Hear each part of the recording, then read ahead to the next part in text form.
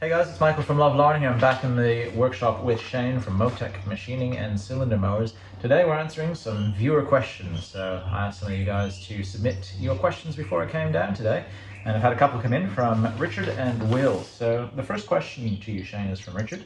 And he asks, will you be making cutting reels and grooming reels for the Diplomat? Is that something on your radar? No and yes. No and yes. Cutting cylinder, yeah, I haven't got a problem doing a cutting cylinder. I have about 8 Diplomats, and I guess at some time I'm going to need one or two. I did have one as a sample here out of one of my machines I wrecked, but someone wanted it badly, and it was still serviceable, so I sold it. So I haven't got one unless I pull one out of one of my machines, and I just haven't got that time. So cutting cylinder is on the radar for a Diplomat. Groomer and what have you for a Diplomat, no. So you've got reels and groomers for the 45. Yeah, reels and groomers for the 45s. That's where you're at to. That's where I'm at to, and yeah, I haven't got any plans at this time to do them for anything else. I do get a lot of people asking me, and I don't know where they're from. Some probably just searching around looking. They want grooming reels for bush rangers, and want grooming reels for super swifts and all sorts of stuff. And if the demand is there, yes, one might tool up to do them, but the demand is, simply not there. On the shelf down the bottom there, you'll see 60 shafts that I've machined for the 45s, and that's the sort of quantity you need to be doing over a period of time. The one or twos really, I do the odd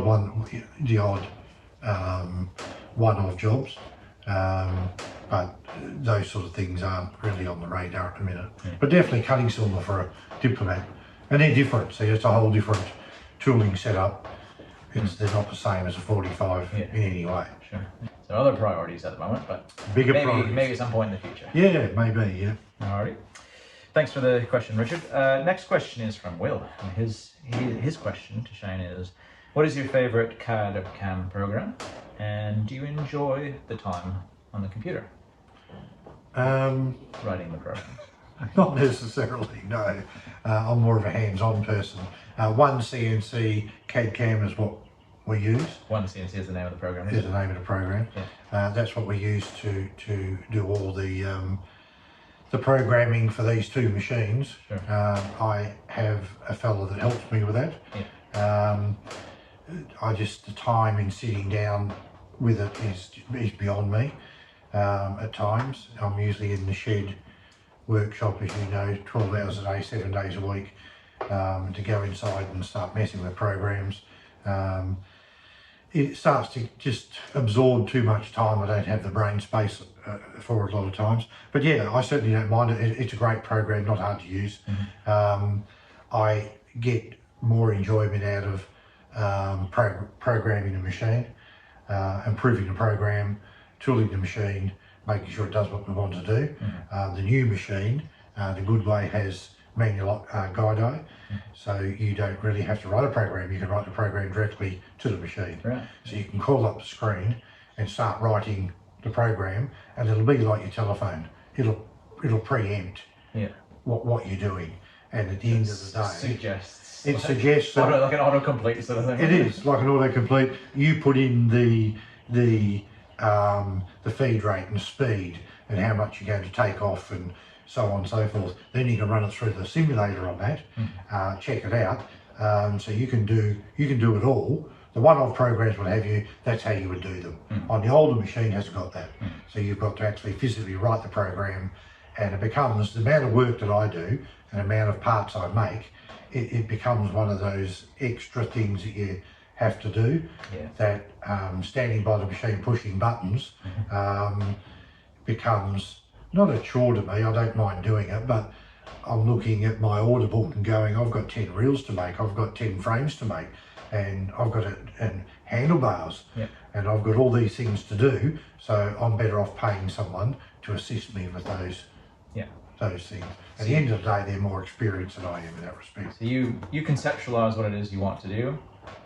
Your helper comes in, does some of the programming, and then you sort of take over from there again. Well, it's my design, my initiation that starts it. Yeah. Then I draw it, I do a drawing. Right. Then I give it to him and he 3D models it to make sure that things are in the right place and this is right and that's right. Yep. We discuss it and go through it. If it's a manual guide eye program, I'll put it straight into the machine. If it's a more complicated program, and believe me, some of the programs on a 6-axis machine, you've got no idea, they're 6-8 pages long. Yeah. You know, an A4 size bit of paper. Yeah. So basically I pay him to assist with that, and then I'll get the program back here, go through it, visualize it, study it, talk to him, make any changes if needed. Then the program is finalised into my laptop, which we just had a look at then. Then we plug the laptop into the machine, download the program into the machine, then prove the program to make sure the machine does everything. It's like a dry run sort of thing. Like a dry I run. think you said that like a slower speeds as well. Well, no, what we do with some of the complicated programs is obviously we look at the simulation first and see what it does and go, that's not right. So we'll go back to the program, have a look at the program, make any changes if that's needed. Then we might put nothing in the chuck of the machine and then run the machine at say 25%, just watch what it does. You know, and we're always watching things like distance to go, watching the screen, all this sort of stuff. So that gets fairly complicated in itself, given the fact that I don't do this 24 hours a day. I machine usually after my 8-10 hours of work in here, or on weekends. I'll put a weekend day. Put it this way, the new machine ran for 7 hours yesterday. So ran continuously. And you know, it was a big tool chain set up on that, going from what we were doing to what I wanted to do. So it was like change all the tooling, new program was already, you know, we'd used it before already in the machine. And then every time I run the machine, whether it's a proven program or not, I'll always slow the machine down, watch it make the first part, if the first, and check it for tolerance, whatever it is that I'm making, change anything if we need to, because we use different offsets for different jobs in the machine, so on and so forth. Go through my notes, make sure everything's okay, measure everything. If it's all good, I might stand there and watch another one, and in this case, I just let the machine make another 80. And I disappeared and did other things. And every now and again I'd come back, pull them out of the parts catcher, check one, make sure the size was right, everything was okay, because you have to watch tooling. But in this instance I was doing brass, so it wasn't really an issue. But with stainless, when I do stainless, I've been caught so many times. With this machine. It just keeps on going. But... Oh, well, you're sitting there making parts and away it's going, and I've been over at the bench and I'll hear a little click. Okay, go over, stop the machine, and it's broken an insert. Or a threading insert. You know, and you'll go back and you'll go, God, the last 3 of them were, you know, the thread was pretty substandard. So they go in the bin.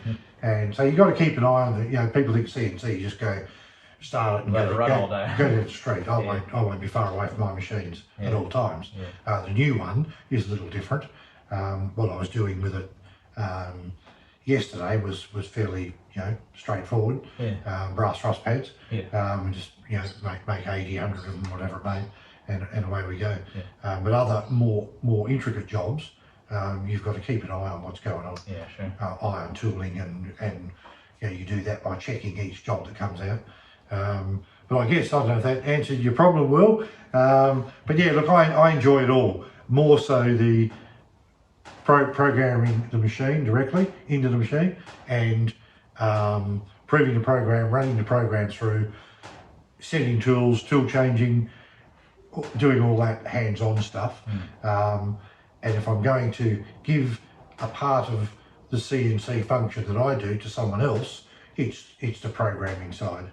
And the guy that helps me out is very conversant, been at it for a long time, and it's cheaper for me to pay him. I'm better off out here doing what I do. But can I do it? Yes. Do I do it? Yes. But when it comes to the more complicated programs with the new machine, I'll leave that to my mate. Yeah, that makes sense. Yeah. All right. Well, thanks for that, Shane, and thanks Michael. Will for the question. Good, interesting question. So Yeah. No, thanks, Will and Richard. yeah, guys, if you have any more questions, just send them through, and we'll put them to Shane next time we're down here, and get some expert answers for you to your burning questions. Not sure about expert, Michael, but you'll get an answer. You get an answer anyway. So again, Shane from moteck.com.au, Michael from Love Larn. You can find us on YouTube. And feel free to hit like if you enjoyed the video today. Subscribe, of course, always appreciated. And we'll see you next time, guys. Catch you later. Thanks, Shane. Thanks, Michael.